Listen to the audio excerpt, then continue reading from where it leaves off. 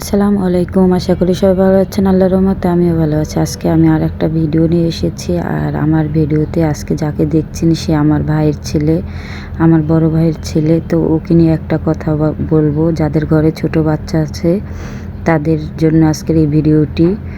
তবে সবাই দেখবেন, দেখলে আপনাদের উপকার হবে। এই যে আমার ভাইস্তাকে দেখছেন, ওর বয়স মাত্র 8.5 বছর।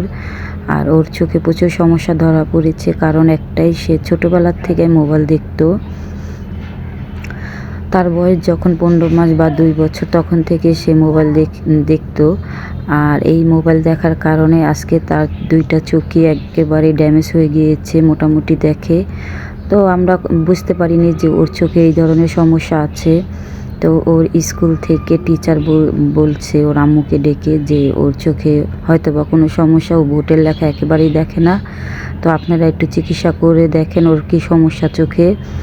তো ওকে বাংলাদেশ আই হসপিটালে নিয়ে গিয়েছিল আমার ভাই। তখন ডাক্তারে বলল যে ওর চোখে প্রচুর সমস্যা, ও শুধু রাত্রে ঘুমানোর সময় চশমাটা খুলতে পারবে, এছাড়াও অল টাইম ওর চোখে চশমা পরে রাখতে হবে। আর চোখের যে সমস্যা, এই যে তার রিপোর্ট দেখেন, আপনাদের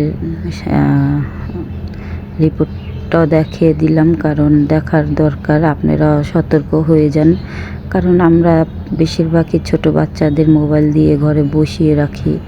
তো এই বসানোর কারণ আজকে আমার এই যে ভাইস্তার চোখে কি প্রচুর সমস্যা হয়েছে, যার কারণে ও চশমা ছাড়া একেবারেই কম দেখে। ও দূরের লেখা বা ভোটের লেখা একেবারেই দেখে না।